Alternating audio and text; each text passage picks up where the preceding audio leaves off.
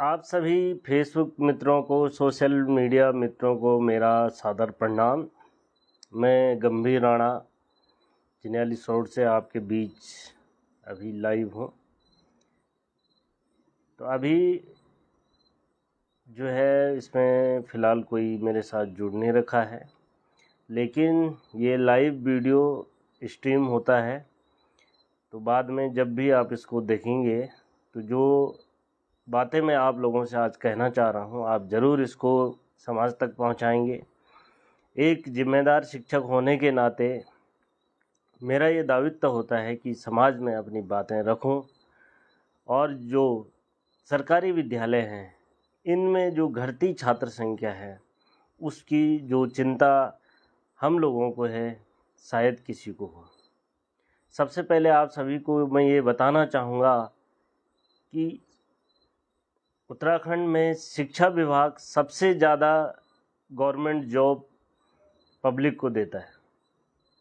ये बात आप सभी लोग ध्यान से सुने कि उत्तराखंड में जो पब्लिक को जो सबसे ज़्यादा गवर्नमेंट जॉब्स हैं यानी कि सरकारी सेवा का यानी कि सेवा का सबसे ज़्यादा अपॉर्चुनिटी जो है शिक्षा विभाग देता है।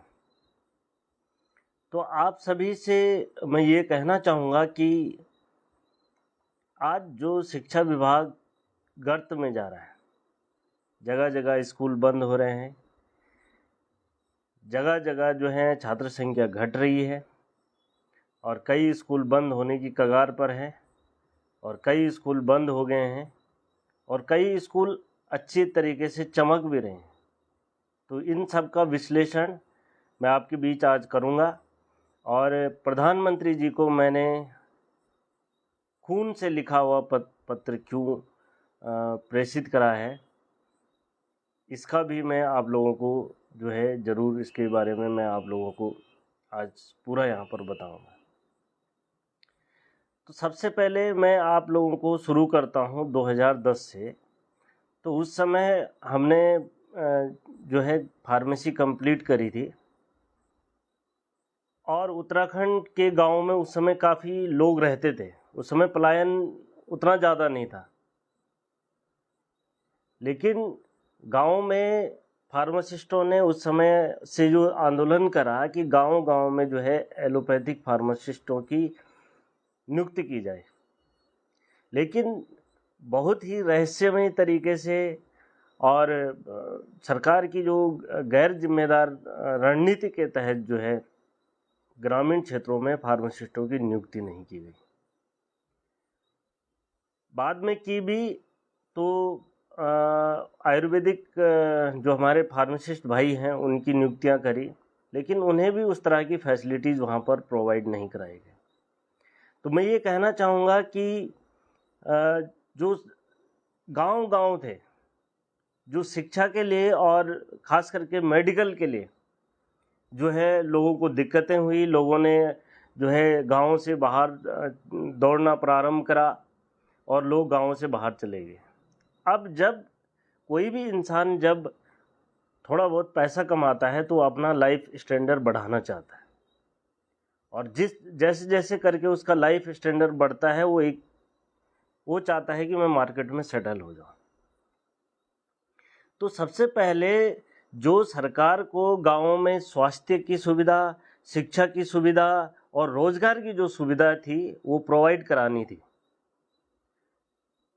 लेकिन हमारी सरकारों ने, मैं किसी भी एक विशेष एक सरकार के लिए नहीं बोल रहा हूँ, मैं थोड़ा ज़रा ये इंटरनेट स्लो चल रहा है, मैं इसका थोड़ा ये कर लेता हूँ आप लोग। हाँ, तो गाँव में रोजगार, गाँव में स्वास्थ्य की सुविधाएं उपलब्ध कराना और गाँव में जो अच्छी शिक्षा है वो प्रोवाइड कराना किसका काम होता है? शिक्षकों का काम है ये। आज जगह जगह जो है शिक्षकों को टारगेट करा जाता है कि शिक्षकों की वजह से जो है सरकारी तंत्र ये विद्यालय बंद हो रहे हैं। अरे भाई, शिक्षकों का काम गांव में रोजगार प्रोवाइड कराना नहीं है, स्वास्थ्य सुविधाएं प्रोवाइड करना नहीं है, वहाँ पे रोजगार प्रोवाइड करना शिक्षक का काम है क्या? मैं आप सभी लोगों से विनम्र अनुरोध करना चाहूँगा कि सबसे पहले जो सवाल सरकार से पूछना चाहिए वो आप सरकार से पूछिए, जो सक्षम सरकार है। और जो शिक्षक है वो क्यों नहीं पढ़ा रहा है, कभी ये सोचा आपने? चाहे वो प्राइमरी का शिक्षक हो, चाहे वो माध्यमिक का शिक्षक है, चाहे वो जूनियर हाई स्कूल का शिक्षक है, आखिर वो पढ़ा क्यों नहीं पा रहा है? आप जाइए जरा, एमडीएम में कितनी डाकें पूछी जाती है, कभी उसकी ड्यूटी बीएलओ ड्यूटी लगाई जाती है। अभी हमारा जो है 1 महीना चुनाव में बर्बाद हो गया, कभी कहीं कभी कहीं। आज ये दिवस मनाओ, आज हम हमारी जो है लाइव वो चलेगी विद्यालयों में, आप चलाइए, लेकिन आप समय निर्धारित करें ना। आप विद्यालय समय में जो है इस तरह से जो है कोई भी क्लास चला देंगे। ठीक है, आप सरकारी तंत्र हैं, आप बॉस हैं हमारे, लेकिन आपको ये भी देखना होगा कि बच्चों का कहाँ पर जो है डिस्टर्बेंस होता है, ये बहुत ज़रूरी है। तो फार्मासिस्ट अभी भी बेरोजगार घूम रहे हैं। मुझे शिक्षा विभाग में आने की ज़रूरत नहीं थी। अगर मुझे डिप्लोमा फार्मेसी में उसी समय अगर जॉब मिल गई होती, गांव-गांव में हम सेवा करते, लेकिन हमें जॉब नहीं दी गई तत्कालीन सरकार के द्वारा। मैं किसी एक सरकार के खिलाफ नहीं हूँ, ना मैं कोई राजनीतिक व्यक्ति हूँ, लेकिन मैं ये ज़रूर कहता हूँ कि गाँव में स्वास्थ्य के अभाव में, शिक्षा के अभाव में, रोजगार के अभाव में लोगों ने पलायन करा है। और इसका सबसे बड़ा खामियाजा ग्रामीण जो क्षेत्र के जो विद्यालय हैं उन पर पड़ा है।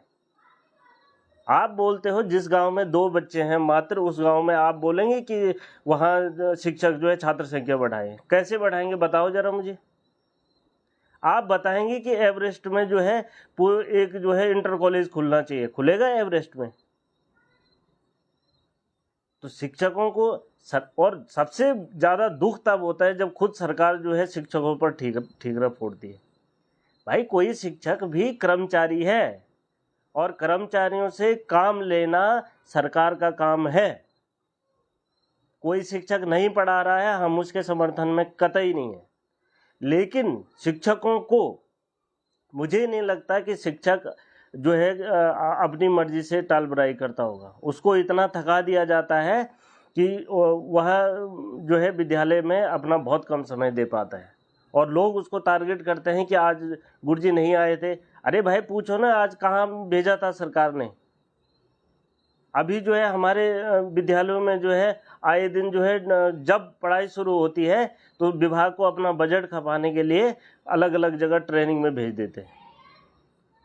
दूसरा क्या है, शिक्षकों को जो थोपी हुई छुट्टियां हैं, लोग कहते हैं कि शिक्षकों को गर्मी की छुट्टियां बहुत मिलती है, सर्दियों की छुट्टियां बहुत मिलती है। हमें बिल्कुल भी ये छुट्टियां नहीं चाहिए।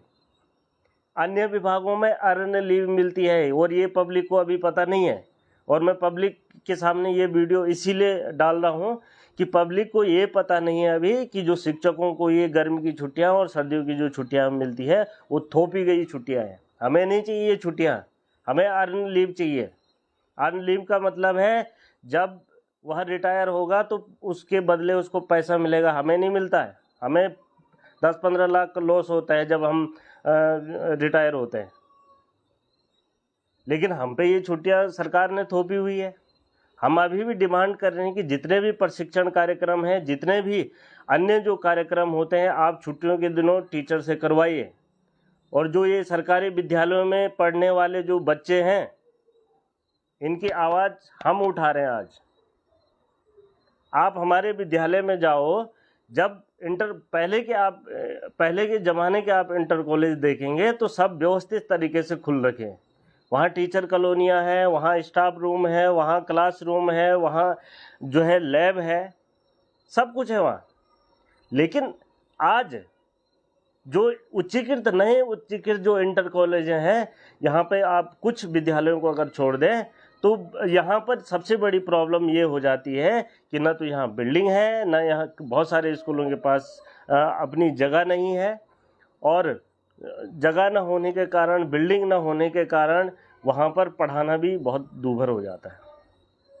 और हम कहते हैं कि हम तत्पर हैं बच्चों को पढ़ाने के लिए। हम किसी भी तरह से ये नहीं चाहते कि हमारे बच्चे पढ़े ना, और हम गारंटी के साथ कहते हैं कि जो बच्चे हमारी क्लास में रेगुलर आता है, जिनके माँ बाप थोड़ा एक्टिव हैं और जो हमारी जो है लगातार जो है नोट्स बनाता है, वो बच्चा 100 में से 99 नंबर लाता है। वो बच्चा जो है सरकारी विद्यालय में रह के 92% नंबर ला रहा है। तो उन बच्चों को भी तो हम ही पढ़ा रहे हैं। लेकिन दुर्भाग्य तब है हम सरकार से कुछ अपनी जायज़ मांगे कर रहे हैं, जो पब्लिक में ये मैसेज वायरल हो रखा है कि इन शिक्षकों को सैलरी बढ़ानी है। जी भाई, सैलरी के लिए आंदोलन नहीं है। आप इस वीडियो को आप लोगों तक पहुंचाइए। हम सैलरी बढ़ाने के लिए ये आंदोलन नहीं कर रहे हैं, इसका दुष्प्रचार जो है किया जा रहा है। मैंने जो ये खून से लिखा हुआ पत्र प्रधानमंत्री को, जिसकी जो ओरिजिनल जो है फोटोकॉपी जो है मैंने निकाल के रखी हुई है, और लेटर जो है मैंने प्रधानमंत्री जी को भेज दिया है। तो इस लेटर को पढ़िए, पूरी व्यथा लिखी हुई है मैंने उत्तराखंड शिक्षक विभाग की। अरे आप शिक्षकों के प्रमोशन रोक दिया आपने। भाई, जो शिक्षक, जब भी कोई कर्मचारी जिसकी सरकारी नौकरी लगती है, उसकी सरकार की गारंटी होती है कि उसका जो सेवा काल है उसमें कम से कम 3 प्रमोशन दे। लेकिन शिक्षकों को 2 ही प्रमोशन मिलते हैं। लेकिन उसमें भी अफसोस है कि हमारे जो शिक्षक हैं वो एक ही पद से एलटी में लगा, एलटी से ही बहुत सारे शिक्षक रिटायर हो रहे हैं। अब सरकार का ये बहाना होता है, जी कोर्ट में तुम्हारा केस है, कोर्ट में। भाई, आप सीनियरिटी गलत निर्धारित करोगे तो कोर्ट में केस तो जाएंगे, और उस कोर्ट केसेस को सॉल्व कौन करेगा? सरकार करेगी ना।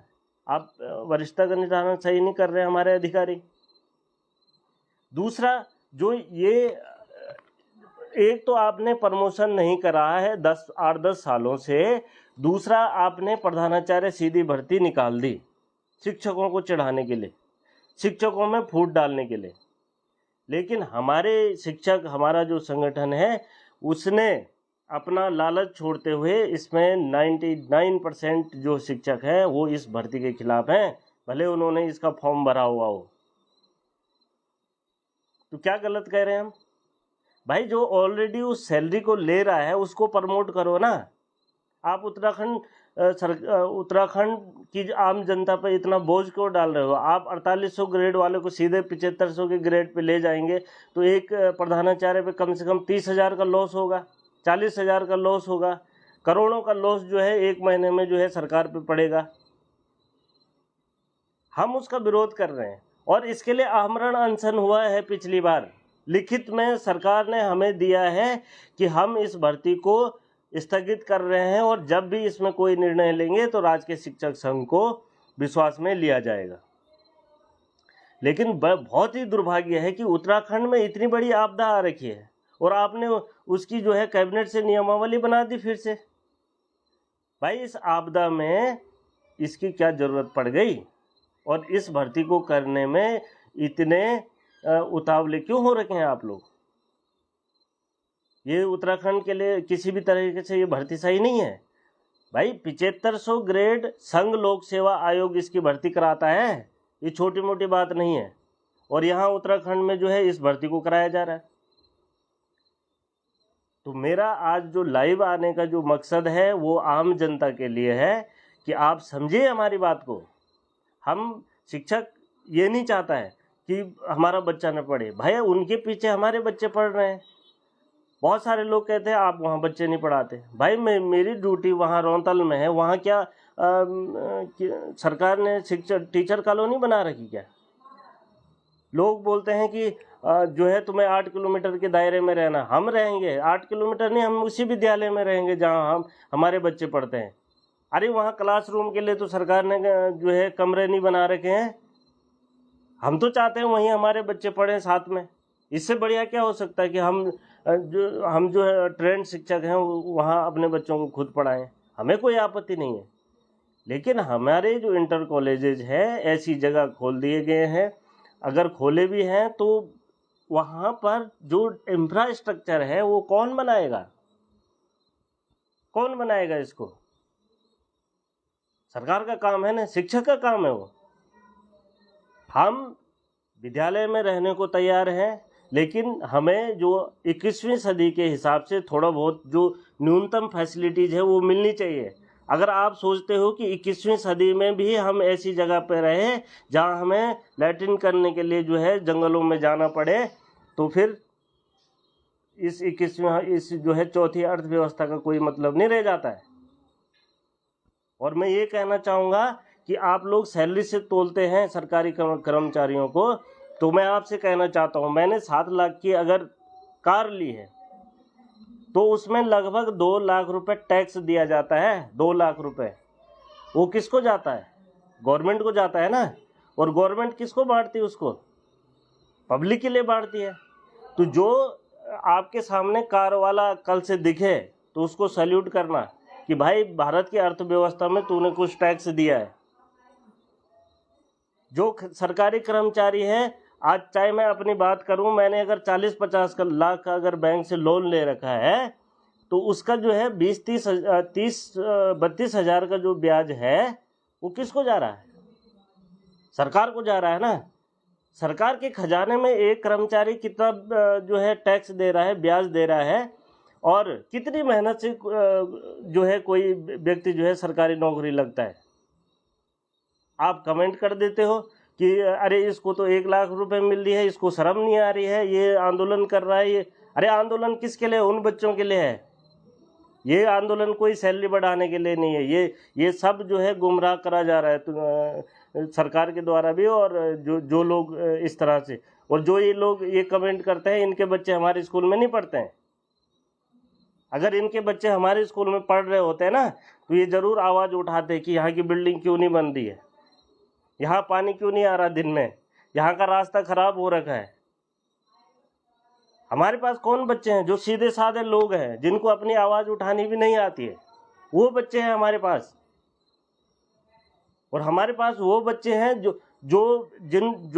क्या है, जिनको जिनके माँ बाप बिल्कुल बहुत सीधे हैं, उन बच्चों को पढ़ा रहे हैं हम। अगर आप देखेंगे तो हमारा तंत्र कितना फेल हो चुका है। बच्चा 9th में आ रहा है, उसको जो है पढ़ना भी नहीं आता है, तो आप बोलोगे सर शिक्षक की गलती है। भाई अगर हमने एक दिन जो है किसी बच्चे को जोर से बोल दिया कि कल भाई तुम अपने जो है जो होमवर्क दिया है उसको जो है तुम कल लेके आना, वो बच्चा 10 दिन तक गायब हो जाता है, और उसका ठीकरा किस पे? शिक्षक पे फोड़ दिया जाता है। भाई स्कूल पहुंचाना बच्चे को गार्जियन की जिम्मेदारी होती है, ये शिक्षक की जिम्मेदारी नहीं कि उसको स्कूल लाए। और दूसरा, टीचर ने अगर कुछ जोर से बोल दिया तो माँ बाप लड़ने आ जाते हैं। तो मेरा आप सभी से अनुरोध है, ये विनती है कि अगर उत्तराखंड की शिक्षा व्यवस्था को अगर सुधारना है, अब वैसे तो बहुत देर हो चुकी है, गांव-गांव पलायन हो गया। अरे पलायन नहीं होगा, गांव में रोजगार नहीं होगा, स्वास्थ्य शिक्षा नहीं होगी, इतने फार्मासिस्ट जो हैं, एलोपैथिक फार्मासिस्ट की बात मैं यहाँ पे ज़्यादा करूँगा, क्योंकि ये लोग काफ़ी सालों से सड़कों में भटक रहे हैं, लेकिन उनको गाँव में नियुक्ति नहीं दी गई। क्यों नहीं दी भाई? भाई इमरजेंसी के लिए एलोपैथिक फार्मासिस्ट गाँव के लिए परफेक्ट था, लेकिन सरकार ने उनको जो है कई सालों से 2002 वाले फार्मासिस्ट भी अभी पूरे नहीं लगे, तब से आज तक नियुक्तियां नहीं दी गई। तो गाँव में जब स्वास्थ्य की सुविधा नहीं होगी, रोजगार की सुविधा नहीं होगी, शिक्षा के लिए प्रयास हुए हैं, मैं ये नहीं कह रहा हूँ कि सरकार ने बहुत प्रयास करे, बहुत ज़्यादा जो है सरकार ने बजट भी लगाया है, हम ये नहीं कह रहे हैं, लेकिन एक जो प्लानिंग होनी चाहिए, एक किसी भी जगह को बसाने के लिए अगर कोई प्लानिंग होनी चाहिए तो वो सरकार के पास होनी चाहिए ना। उसके लिए शिक्षक तो जिम्मेदार नहीं है। तो जितने भी जो है गाँव में लोग रह रहे हैं, अभी भी आप लोगों से अनुरोध है कि आप लोग पूरे जो, अगर आप लोग चाहते हैं कि ये संस्थान बचे, ये स्कूल बचे, भाई देखो मेरे ज़माने तो मेरे घर के पास स्कूल नहीं था, हमें तो 10 किलोमीटर पैदल जाके धनारी में जो है वहाँ पर पढ़ना पड़ा। लेकिन सरकार ने जब आपके दरवाजे पे स्कूल खोला है तो इसके बचाने की जिम्मेदारी भी आपकी। और आप अगर गाँव से पलायन कर रहे हैं तो क्यों कर रहे हैं? आप गांव के बीच में एक छोटा सा मार्केट डेवलप कर सकते हो, सोच बड़ी होनी चाहिए। लेकिन बहुत सारी मजबूरियां हैं, ये छोटी बात नहीं है। लेकिन आप सभी से मेरा ये अनुरोध है कि मैं उन शिक्षकों की बात कर रहा हूँ जो तन मन मनोयोग से, कभी किसी के बच्चे के पास फीस नहीं होती है तो उस फीस को भी वो दे रहा है। शिक्षकों का तो कोई कमीशन नहीं आ रहा है, शिक्षकों का तो कोई अदर कमाई नहीं है। मैं गारंटी के साथ कह रहा हूँ, कोई भी शिक्षक जो है अनर्गल पैसा जो है मेरे देखने से नहीं कमाता है। ऊपर से जो सरकार ने जो फ्री किताबें, फ्री कॉपी देने का जो ये छात्र छात्राओं को निःशुल्क पाठ्य पुस्तक बांटने का जो कदम उठाया है, बहुत सराहनीय है। लेकिन हम ये अनुरोध करना चाहते हैं कि अभी तक भी किसी विद्यालय में पूरी किताब नहीं पहुंची। अर्धवार्षिक पेपर जो है सर पर हैं और बहुत सारे जो है स्कूलों में जो है ये किताबें नहीं पहुंची। मुझे जो है समाचार पत्रों से भी और कुछ हमारे विद्यालय में कुछ विषय में कुछ किताबें अभी तक नहीं पहुंची। तो भाई जब आप किताब दे रहे हैं, मेरे अनुसार तो ये होना चाहिए था कि जब स्कूल खुलता ही है तो उस समय संबंधित गार्जियन को ये बोल दिया जाए कि आप किताब खरीद लो, हम आपके खाते में पैसा दे देंगे, जो कि कुछ बच्चों को पहले भी मिलता था। तो इतना हो हल्ला, इतना जो है ये किताबें एक जगह कहीं प्रिंट होगी, एक जगह से आएगी। अब ये मैं तो नहीं जानता हूँ कि सरकार में क्या हो रहा है, क्या सरकार की ये इसमें पॉलिसी रही होगी या क्या मजबूरी रही होगी। लेकिन ऐसा नहीं चलेगा। अगर आपको सरकारी विद्यालय बचाने, आज आपके पास 2 रुपए हो गए तो आप सरकारी विद्यालयों को अनर्गल कुछ ये कहोगे? भाई मैं भी मेरे बच्चे तो खैर अभी छोटे हैं, लेकिन अगर हम आज सरकारी विद्यालयों को बंद करने पे तुलेंगे या उनके शिक्षकों के खिलाफ अनर्गल बोलेंगे तो भविष्य में जब इस शिक्षा का पूरा प्राइवेटाइजेशन हो जाएगा ना, तब आप लोगों को पता चलेगा प्राइवेट में पढ़ाने का, जब प्राइवेट स्कूलों की पूरी मनमानी हो जाएगी। तो ये संस्थाएं आपकी है, आपकी जागीर है, किसी शिक्षक की नहीं है। अगर इनको सुधारना है तो आप विद्यालयों में जाइए, वहाँ की प्रॉब्लम देखिए, वहाँ शिक्षकों से वार्ता करिए, शिक्षकों से समस्याएं पूछिए। जहाँ पे जन सहयोग की बात होती है वहाँ पे जन सहयोग के द्वारा जो है शिक्षकों के साथ मिलकर छात्रों के हित में सोचा जा सकता है। अभी जो है हमारे कई स्कूलों में रास्ते बंद हो रखे हैं, तो रास्ते कौन खोलेगा? शिक्षक खोलेंगे। फिर भी हमने खोले हैं, मेरी आप वीडियो देखते होंगे सोशल मीडिया पर। और हम वो शिक्षक हैं जो सिर्फ पढ़ाते नहीं हैं, हम वो शिक्षक हैं जो एक बच्चे को जो पूरा इंसान बना के भेजते हैं। और ऐसे ही नहीं है, गंभीर राणा जो आज फेसबुक लाइव करके ये पोस्ट आप लोगों के बीच अगर बीच आया है, तो मैं इस बलबूते पे आया हूँ कि हमने जीवन में हर काम किया है, अपनी मेहनत से शिक्षण कार्य में लगे हैं। चाहे इससे पहले चाहे फार्मेसी करी, वहाँ भी अपनी मेहनत से काम करा है। और 2010 में जो है मैं जो हूँ MR के रूप में प्राइवेट सेक्टर में जॉब करता था, वो जॉब भी मैं छोड़ के आ गया था और फिर अपने पहाड़ में आया और अपने पहाड़ में जो है फिर अपने पहाड़ के लोगों के बीच रहा, यहाँ सेवा दी और अब जो है शिक्षण कार्य में लगा हुआ हूँ और दूर दराज के विद्यालयों में जो है हम शिक्षण कार्य कर रहे हैं। आगे कुछ भी अगर हमारा तो ये उद्देश्य है कि बच्चों के, हमारे अंदर कोई भी अगर ज्ञान है तो हम उसको बच्चों को देते हैं कि बच्चों को किस तरह से जो है हम हर तरह से जो उनका सहयोग कर सकें। चाहे वो दैनिक जीवन में सिर्फ एक डिग्री लेने से कुछ नहीं होता। मैं छोटे मोटे काम घर के करता हूँ, उसमें भी लोग कमेंट कर देते हैं कि आप रोजगार मार दोगे, आप ये कर दोगे। भाई तुम्हें अगर कल झाड़ू लगाना होगा, 2 फीट के फर्श पे झाड़ू लगाना, उसके लिए भी लेबर लाओगे। भाई अगर आपको जीवन जीना है तो आपको स्वयं भी आत्मनिर्भर होना पड़ेगा छोटे छोटे कामों के लिए। अगर मैंने इतना जो बड़ा मकान बनाया तो मैंने स्वयं करा है, यहाँ लेबर नहीं लगी। इस मकान में क्या लेबर नहीं लगी? अरे लाखों रुपए का रोजगार दिया हमने लोगों को। और सरकारी नौकरी वाले के प्रति जो भावना समाज में है, भाई एक सरकारी नौकरी वाला अगर 1 लाख रुपए लेता है तो उससे 10 लोगों को रोजगार मिलता है। आज मैंने अपने गांव में अगर मकान बनाया तो वहाँ खच्चर वाले को रोजगार नहीं मिला क्या? वहाँ पर जो मिस्त्री है उसको रोजगार नहीं मिला क्या? अगर वहाँ पर अगर कोई पेंटर है उसको रोजगार नहीं मिला क्या?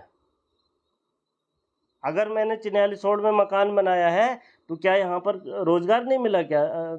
10-12 लोगों को ज़्यादा ही मिला होगा, चाहे वो बिहार का ही क्यों ना हो, लेकिन रोजगार तो दिया ना। अगर हम यहाँ बिहार के लोगों को रोजगार दे रहे हैं तो पंजाब, चंडीगढ़ और महाराष्ट्र में हमारे उत्तराखंडियों को भी तो रोजगार मिल रहा है। लेकिन रोजगार तो रोजगार मिल रहा है ना। हम किसी न किसी तरह से जो है, जो सरकारी कर्मचारी होता है वह अपना पैसा पब्लिक में खर्च करता है। तो ये मेंटालिटी दिमाग से हटाइए कि इनको इतना पैसा मिल रहा है। भाई ये पैसा वो छाती में लेके नहीं जाएगा कोई कर्मचारी। ये पैसा जब रहेगा तो ये समाज में बटेगा, और बंट रहा है। अगर हम छोटा सा काम भी कर रहे हैं, हम खरीदारी कर रहे हैं, हम टेलीविज़न ले रहे हैं, हम गाड़ी ले रहे हैं, हम स्कूटी ले रहे हैं, उसमें कितना टैक्स जमा करते हैं हम गवर्नमेंट को? कभी सोचा आप लोगों ने? आप लोग एक सेंटिमेंट बना के आते हैं, इनको इतना पैसा दे दीजिए गवर्नमेंट, इनको इतना पैसा मिल रहा है जी। अरे भाई पैसा मिल रहा है ना, तो एक तो उसकी मेहनत है। उसने अपने बाल जो है 30 साल की उम्र में ही सफ़ेद कर दिए। क्यों हुए ये बाल सफ़ेद? अरे जब रात को पढ़ना पड़ता था और दिन में जो है दिहाड़ी करनी पड़ती थी, इसलिए सफ़ेद हुए ये बाल। ऐसी कोई सरकारी नौकरी नहीं लग जाता है। और आए दिन कमेंट कर दिया जी सरकारी नौकरी वाले हैं 1 लाख मिल रही है जी। भाई 1 लाख मिल रही है, क्यों मिल रही है? काबिलियत का मिल रहा है ना। कोई बाप की बपुती तो है नहीं, फ्री का तो कुछ बंट नहीं रहा कहीं। तो जितने भी लोग हैं, मेरा आप सभी से अनुरोध है, मेरे बहुत अच्छे शुभचिंतक भी हैं, बहुत अच्छे जो है मुझे अप्रिशिएट करने वाले लोग भी हैं, और बहुत अच्छा जो है लोग मेरा सम्मान भी करते हैं। लेकिन जो लोग मुझे नहीं जानते हैं उन लोगों तक ये वीडियो ज़रूर पहुंचाइए कि शिक्षकों को, कर्मचारियों को टारगेट करना बंद करिए। ये आपके समाज की रीढ़ की हड्डी है। जब किसी गांव में 4 सर्विस वाले होते हैं ना, तो उस गांव का डेवलपमेंट देखना आप। उस गांव में जो है जगह जगह जो है विकास कार्य शुरू हो जाता है। लेकिन आप लोग इस तरह से टारगेट करेगा तो कौन कर्मचारी लगाना चाहेगा अपने गांव में पैसा? या जिस शहर में कर्मचारियों को टारगेट करा जा रहा होगा उस शहर में क्यों वो पैसा लगाएगा? अरे ऐसे ऐसे दुकानदार हैं जिनके पास हम रात दिन जो है सामान खरीदने जाते हैं, वो भी शिक्षकों के खिलाफ बोल रहे हैं। भाई हम शिक्षक जो है तुम्हारी दुकान में तुम्हारा बिजनेस चला रहे हैं, तुम्हारे से सामान खरीद रहे हैं, थोड़ी सी बार्गेनिंग कर दी तो उसमें जो है बड़ी प्रॉब्लम हो जाती। गुरुजी है पैसा कम कर रहा है। भाई बार्गेनिंग अमिताभ बच्चन भी करता है। अमिताभ बच्चन के सामने क्या है हम लोग? और ये अधिकार है हमारा। हम अगर कोई सामान खरीद रहे हैं, हमारा पैसा कोई कमीशन और फ्री का पैसा नहीं है। और एक बार क्या हुआ कि एक रिचार्ज वाले ने, मैंने अपना 300 का तो रिचार्ज करा लिया, फिर माता जी की इस पर जो है रिचार्ज कराना था, उसने कह दिया अरे माँ साहब क्या है सोई का कर रहे हो। भाई मैंने कहा भाई तू रहने दे। ऐसा है कि तेरे को जो है, मैंने जो 300 का रिचार्ज कराया वो गलती से करवा दिया। मैंने खुद उस समय पेटीएम खोला और खुद ही रिचार्ज कर दिया। भाई अब रिचार्ज कभी जो है तुमसे नहीं कराऊंगा। अरे भाई मैंने रिचार्ज कराया 300 का कराया, मैं 300 का कराऊं, मैं 3 रुपए का कराऊं, तुम हमेशा ये सोच के क्यों चलते हैं ये शिक्षक कंजूस होते हैं? भाई शिक्षक कंजूस नहीं होता है, शिक्षक बार्गेनिंग कर सकता है। शिक्षक कंजूस होता है ना तो 8 लाख 10 लाख 15 लाख की गाड़ी नहीं खरीदता। और वो 8 लाख 10 लाख 15 लाख की जो गाड़ी वो खरीद के चला रहा है ना, वो भी कर्जे पे चला रहा है। लेकिन उससे देश की अर्थव्यवस्था बूस्ट हो रही है। अर्थव्यवस्था पड़ी होती ना या समझी होती तो कभी ऐसा नहीं बोलते। अपनी अर्थव्यवस्था के लिए एक सरकारी कर्मचारी का क्या योगदान है, इसको समझिए पहले। एक अगर सरकारी कर्मचारी कार खरीद रहा है तो उसका कितना टैक्स गवर्नमेंट को जा रहा है, पेट्रोल खरीदता है ना तो उसका भी कितना टैक्स गवर्नमेंट को जाता है, और उसी टैक्स से जो ये पब्लिक में राशन बांटा जाता है या अन्य जो सब्सिडी दी जाती है उसी पैसे से जाता है। उसके बावजूद उसके बाद भी जो है सालाना जो है इनकम टैक्स देता है हमारा सरकारी शिक्षक या सरकारी कर्मचारी। तो मेरा आप लोगों से ये कतई नहीं है, आप लोगों से कोई बैर नहीं है, आप मेरे शुभचिंतक हैं, मैं आपका शुभचिंतक हूँ। ये बोलना कि सरकारी व्यवस्था के लिए सिर्फ शिक्षक जिम्मेदार है तो ये सरासर गलत है। ये सरकार अपना अगर पल्ला झाड़ना भी चाहे तो झाड़ ले, क्योंकि कोई भी सरकार तो चाहेगी ना कि हमारा पल्ला जो है झड़ जाए और ब्लेम कर दिया जाए शिक्षकों को। तो मैं आप सभी से अनुरोध करता हूं कि जो शिक्षक है वह अपने तरफ से किसी भी तरह से ये नहीं कर सकता कि मैं बच्चों को ना पढ़ाऊं, लेकिन उसके लिए संवाद चाहिए। उसके लिए आपको सरकारी विद्यालयों पे पहले ट्रस्ट करना चाहिए। आपको तो टाई बेल्ट चाहिए जी, आपने 2 पैसे कमा लिए, आपको टाई बेल्ट चाहिए, आपके बच्चे पढ़ रहे हैं अन्य जगह, और सरकारी स्कूलों को टीचर को आप ब्लेम करेंगे। भाई सरकारी टीचर वेल क्वालिफाइड है, ये समझिए। चलो आप स्कूल में नहीं पढ़ा रहे हैं, लेकिन कम से कम उससे रिक्वेस्ट करिए कि सर थोड़ा बहुत अगर टाइम मिलेगा तो मेरे बच्चों को भी देख लेना, रिक्वेस्ट करिए उससे। अगर आपको अपने बच्चों ये परसेंटेज जो जिसके चक्कर में आप लोग घूम रहे हैं ना, ये परसेंटेज कहीं मायने नहीं आने वाला। एक्चुअल जो आपके बच्चे के अंदर स्किल डेवलप है ना, स्किल का डेवलपमेंट वो होना बहुत ज़रूरी है। अरे आप लोग जो है आए दिन पता नहीं शिक्षकों को ऐसे हैं, शिक्षक जगह जगह यार हमको जो है बाहर निकलना भी मुश्किल हो गया। किसी दुकान में जाते अरे आप शिक्षक हो गए, तो भाई मेरा तो पहले से स्पष्ट ये है कि हम उस दुकान वाले से सामान नहीं खरीदेंगे जो शिक्षकों पे कमेंट करेगा। हम जो है अपनी तन मन धन से अपने बच्चों को पढ़ाएंगे। सरकारी विद्यालयों के लिए हम कृत संकल्पित हैं, और हम अपने स्तर से जितना भी हमसे हो सकता है, चाहे वो विद्यालय में हो, चाहे वो आसपास का क्लाइमेट है उसको बदलना हो, चाहे अपने छोटे छोटे वीडियो के द्वारा जनता में जागृति लानी हो, हम उसके लिए जो है तत्पर तैयार हैं। और हमसे कुछ लीजिए, हमारे अंदर अगर कुछ क्वालिटी है तो अपने बच्चों को भी कोशिश करो कि आपके बच्चों तक भी ये वीडियोस पहुंचे। आप एक बहुत बड़ा जो हमारा मास है ना, जिस पर सरकार ने बहुत खर्च कर रखा है, आप इसको एक मिनट में जो है इसको बर्बाद कर दोगे। कोई भी शिक्षक वेल क्वालिफाइड है, वेल एजुकेटेड है, कमीशन क्वालिफाइड है, टीईटी क्वालिफाइड है, और यही नहीं, जो भी शिक्षक बना हुआ है या जो भी सरकारी कर्मचारी है वो कुछ ना कुछ ऐसी अपने अंदर एक्स्ट्रा क्वालिटी रखता है जिससे कि उसका सिलेक्शन गवर्नमेंट सेक्टर में होता है। तो सबसे पहले उसका सम्मान करना सीखो।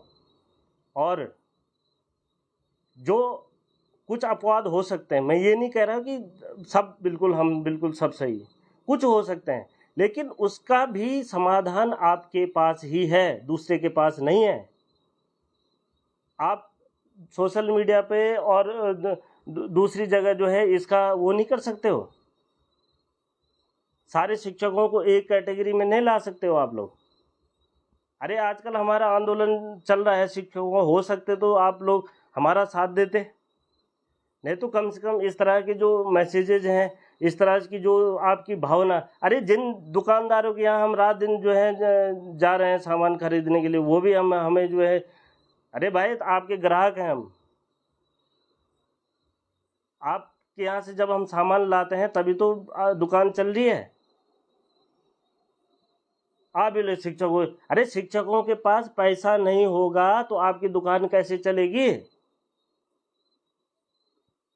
सरकारी कर्मचारी अगर आपके आसपास नहीं होंगे, आपके आसपास अगर कोई जो होटलियर भाई है जो विदेशों से पैसा ला रहे हैं वो नहीं होंगे, तो आपका काम कैसे चलेगा? तो जब भी कोई व्यक्ति आपके क्षेत्र का थोड़ा बहुत दो पैसे कमाने लग जाता है तो उसकी जलन मत करो। आप लोगों से मैं पुनः निवेदन कर रहा हूँ, अनुरोध कर रहा हूँ, उसकी जलन करना छोड़ दो। अगर इस प्रदेश का, इस क्षेत्र का, अपने गांव खलियान का अगर विकास करना चाहते हैं तो जो आपके यहाँ से कोई होनहार व्यक्ति है, होनहार बच्चे हैं, उनका सम्मान करिए। वो इन्वेस्ट करेंगे आपके गांव में, वो इन्वेस्ट करेंगे आपके क्षेत्र में।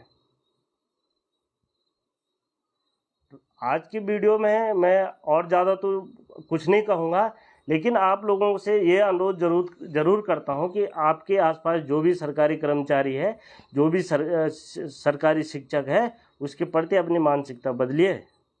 उसको अगर सिर्फ सैलरी से तोलोगे तो इस देश का भला नहीं होने वाला है।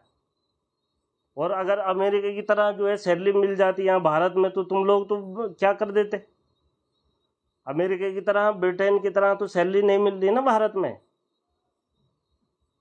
और इसी का ही परिणाम है कि जो जितने भी टैलेंटेड बच्चे होते हैं वो भारत में नहीं टिकते हैं। उनको अमेरिका वाला पाँव पसारे जो है फैला के लेता है कि आओ हमारे यहाँ, करोड़ों का पैकेज दे रहा है उसको। ब्रिटेन ने, अभी अमेरिका ने टैरिफ लगाया तो ब्रिटेन ने हाथ फैला दिए कि आओ हमारे यहाँ आओ। चीन ने जो है हाथ फैला दिए कि भारत का टैलेंट हमारे यहाँ आना चाहिए। लेकिन वो लोग भारत में जॉब नहीं कर सकते क्या? लेकिन भारत में तो यही है ना कि यार 1 लाख इसको सैलरी मिले, उतने में तो हम 10 कर्मचारियों से काम चला देंगे। बात कर्मचारी की नहीं है, बात है जो टैलेंट है उसका सम्मान होना चाहिए। अगर इस देश का भला करना है तो टैलेंट का सम्मान होना चाहिए। और इस टैलेंट के लिए जो है, जो डेवलप कंट्री है ना, वो अरबों करोड़ों का पैकेज देती है। और दुनिया की जो टॉप कंपनियां हैं ना, उनके सीईओ आज भारतीय मूल के हैं, भारतीय नहीं है। हम गर्व से बोलते हैं भारतीय हैं, लेकिन भारतीय नहीं है वो भारतीय मूल के हैं। और इसलिए आज उनको भारत से भी कोई हमदर्दी नहीं है, क्योंकि भारत ने उनके टैलेंट का सम्मान नहीं करा। तो भाई, अगर आपको अपना देश का विकास करना, अपने क्षेत्र का विकास करना, अपनी मानसिकता को सुधारिए। और इस वीडियो को जो है उन लोगों तक पहुंचाइए जो इस तरह की मानसिकता रखते हैं। कार वाले को देख लिया तो उसके प्रति जिद, अरे यार इसने तो सर फ्री का पैसा मिल रहा है इसको।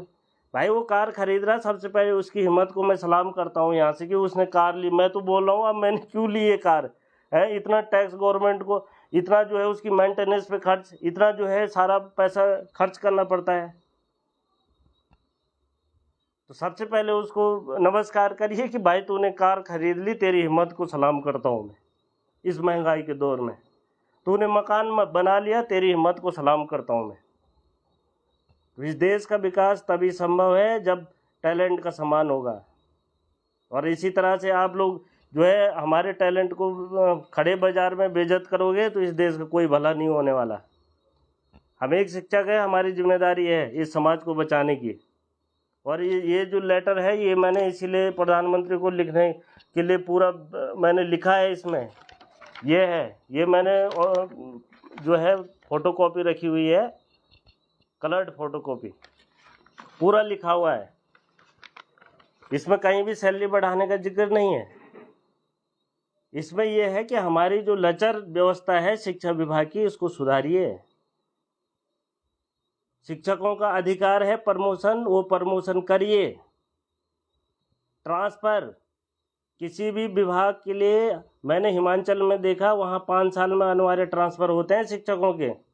और यहाँ तो जो कंदराओं में फंसा हुआ है कोई शिक्षक, वो वहीं से रिटायर हो जा रहा है। और जो कहीं सुगम में पड़ा हुआ वो हमेशा सुगम ही में पड़ा हुआ है। क्या चल रहा है यहाँ? क्या गलत मांग है ये? प्रधानाचार्य सीधी भर्ती क्यों लाई? क्या जरूरत पड़ गई? प्रमोशन के पद को प्रधानाचार्य सीधी भर्ती क्यों लाई तुमने? ये सरकार को जवाब देना चाहिए ना। हम इसका जब विरोध कर रहे हैं, आपने ये भर्ती लाई क्यों? अगर आपको इतना ही दुख है सरकारी बच्चों का तो आप पदोन्नति क्यों नहीं करते? अध्यादेश लाइए कल ही। हम सरकार से निवेदन करते हैं, विनम्र निवेदन करते हैं, विनम्र आग्रह करते हैं कि आप एक अध्यादेश लाइए, अंतरिम प्रमोशन दे दीजिए शिक्षकों को, ये उनका अधिकार है। बात वेतन की नहीं है, वेतन वो जो सीनियर होगा उसका वेतन ऑलरेडी वहाँ तक पहुँच चुका होगा, इसमें कोई पैसे की कोई बात नहीं है। दूसरा, 50% पदों पे आप भर्ती कर रहे हो, उसमें से 30% विद्यालय आपके बंद होने वाले हैं, प्रमोशन तो गए। तो आने वाले समय में अगर आप लोगों को ये विभाग बचाना है जो सबसे ज़्यादा जॉब्स देता है इस समय उत्तराखंड को, शिक्षा विभाग, इसको अगर बचाना है तो पहले इन संस्थाओं को बचाइए। और इन संस्थाओं को बचाने के लिए आप आम जनमानस को आगे आना पड़ेगा, इसका इंफ्रास्ट्रक्चर डेवलप करना पड़ेगा। और अगर विद्यालयों का इंफ्रास्ट्रक्चर डेवलप होता है, अच्छे वहाँ पे पूरा स्टाफ भर दिया जाता है, तो सबसे पहले गंभीर राणा अपने बच्चे को सरकारी विद्यालय में पढ़ाएगा, ये मैं आपसे वादा कर रहा हूँ। हमें कोई नफरत नहीं है सरकारी विद्यालयों से, हम सरकारी स्कूलों से पढ़े हुए हैं भाई, लेकिन हम जिन स्कूलों में पढ़े वहाँ पूरी बिल्डिंग थी, सुसज्जित थी, सारे जो लैब्स थे, सारे स्टाफ था। लेकिन जो बाद में उच्चीकृत हुए विद्यालय, वहाँ कहाँ पर इन्होंने टीचर कॉलोनी बनाई है, कहाँ पर जो है इन्होंने पूरे क्लासरूम दे रखे हैं। ये एक सरकार की बात नहीं है, ये मैं सारी सरकारों के लिए बात कर रहा हूँ। कोई भी अगर आप स्कूलों को उच्चीकृत करते हो तो प्लानिंग के साथ होना चाहिए ना, ऐसा तो नहीं होना चाहिए उच्चीकृत कर दिया जी जाओ छप्पर में क्लास चलाओ। तो अगर आप प्लानिंग के साथ नहीं करोगे तो यही हश्र होगा। दूसरा, जो हमारे नवोदय विद्यालय हैं, जो हमारे केंद्रीय विद्यालय हैं, वहाँ पर तो एडमिशन की मारामारी है। क्यों है? क्योंकि वहाँ पर पूरा इंफ्रास्ट्रक्चर है, वहाँ पर पूरे शिक्षक हैं, वहाँ पर शिक्षकों के लिए पूरा आवास है। बाहर से कोई शिक्षक अगर रहेगा तो वहाँ पर उसको आवास की सुविधा, ये सरकार की जिम्मेदारी है ना, किराया शिक्षक देगा, लेकिन वहाँ पे आवास बनाने की जिम्मेदारी किसकी है? सरकार की है ना, शिक्षक की तो नहीं है। फिर शिक्षक को शिक्षक कार्य ही करने दो। आप कभी बोलते ये दिवस मनाओ, कभी वो दिवस मनाओ, चलो ठीक है दिवस भी मना लिया, लेकिन उसके लिए कौन सी टाइमिंग रहेगी? उस टाइमिंग में जिस पीरियड का जो है टाइम बर्बाद हुआ, उसकी भरपाई कैसे होगी? अरे शिक्षक परेशान है। हमें आज इस चीज़ में योजित कर दिया जाता, कल ये ट्रेनिंग। भाई जब हम पढ़ाने का टाइम है, उस समय ट्रेनिंग का क्या मतलब है भाई? हम फिर भी आप लोगों से ये अनुरोध करते हैं कि जो, चाहे वो गर्मी की छुट्टियां हो, चाहे वो सर्दी की छुट्टियां हो, ये थोपी गई छुट्टियां हैं शिक्षकों पर। हमें इसके बदले ईएल चाहिए, हमें छुट्टियां नहीं चाहिए। और जो इन छुट्टियों में शिक्षकों से सारे प्रशिक्षण कार्यक्रम करवा लिए जाएं। और जब बच्चों का शिक्षण का कार्य होता है, उस समय शिक्षकों को कहीं भी ट्रेनिंग प्रोग्राम में न भेजा जाए। लेकिन सरकार तो मानने वाली नहीं है, शिक्षकों की कौन मानता है? आजकल हमने अपना आंदोलन इसलिए वापस ले रखा है, सिर्फ शिक्षण कार्य हम कर रहे हैं कि हम सिर्फ बच्चों को पढ़ाएंगे, हम ना तुम्हारी डाक भेजेंगे, ना तुम्हारे प्रशिक्षण कार्यक्रम में जाएंगे, ना ये उस कार्यक्रम में जाएंगे। जाओ जरा हमारे निदेशालय में, पूरे अधिकारियों की जो है फौज खड़ी कर रखी है। एक जो है निदेशक ये ऑर्डर निकाला, दूसरा वो ऑर्डर निकाल रखा, शिक्षकों को ढोल बना रखा है। भाई शिक्षकों को पढ़ाने दो, शिक्षकों का काम है पढ़ाना, और हमें पढ़ाने दो। हमारा सरकार से विनम्र अनुरोध है कि हमें पढ़ाने दो। अन्य जितने भी कार्यक्रम, हम ये नहीं बोल रहे कि अन्य कार्यक्रम नहीं होने चाहिए, बच्चों के ऑलराउंड डेवलपमेंट के लिए सारे कार्यक्रम होने चाहिए, लेकिन उसकी एक लिमिटेशन होती है। अगर एक सप्ताह तक आप स्वच्छता पखवाड़ा ही मनवाते रहोगे तो किस पीरियड में मनाएं? सारे पीरियड तो फिक्स है ना। जब विद्यालय चलता है तो उसमें 8 के 8 पीरियड फिक्स होते हैं कि भाई ये इस सब्जेक्ट का है, ये इस सब्जेक्ट का है, इस पीरियड में प्रैक्टिकल होना है, इस पीरियड में गेम्स होना है। तो ये पखवाड़ा किस पीरियड में मनाना है? क्या इसका भी आदेश निकाला सरकार ने? या कोई भी दिवस है उसका कोई टाइमिंग फिक्स करी? तो जब कोई भी आदेश निकलता है उसकी टाइमिंग फिक्स होनी चाहिए कि भाई कितना कम से कम समय बच्चों का बर्बाद करा जाए शिक्षण कार्यक्रम। तो ये भी सरकार को समझना होगा। तो आप लोगों से पुनः निवेदन कि अगर मैंने कुछ आप लोगों के लिए बहुत ज़्यादा बोल दिया तो उसके लिए मैं क्षमा प्रार्थी हूँ, बहुत छोटा हूँ आप लोगों से। लेकिन अगर आपको ये व्यवस्था सुधारनी है, अगर समाज को सुधारना है, अगर आप चाहते हैं कि अपने क्षेत्र में कर्मचारी लोग पैसा लगाएं, तो उनका सम्मान करना सीखो, उनसे जलन मत करो, उनका सम्मान करना सीखो। बार्गेनिंग अमिताभ बच्चन भी करते हैं कि 2 रुपये कम कर दो, ये ह्यूमन टेंडेंसी होती है, उसको सैलरी से मत तोलो।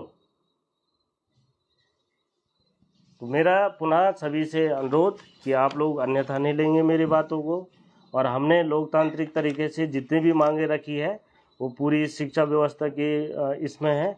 और अगर आप लोगों को लगता है कि मेरी बातें अगर सही है, मुझे अलग अलग मुद्दों पे जो है इस तरह से लाइव आना चाहिए, तो आप ज़रूर कमेंट करिए। बहुत सारे मुद्दे हैं जिन पे मैं आप लोगों से चर्चा करना चाहता हूँ, जिन मुद्दों को मैं आप लोगों के बीच रखना चाहता हूँ।